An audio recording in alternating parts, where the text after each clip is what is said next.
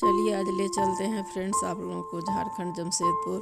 वहीं दीदी की बेटी की शादी हुई थी तो बारात आ गई है फ्रेंड्स। तो आप हमारे साथ बने रहिए और वीडियो एंजॉय कीजिए फ्रेंड्स। अगले वीडियो में फ्रेंड्स आपको देखने को मिलेगा कि हमारे यहाँ मिथिला में बिधकरी कैसे बनती हैं। तो मैं फर्स्ट टाइम बिधकरी बनी थी तो वो वीडियो मैं आपको शेयर करूँगी इसके आगे वाले में।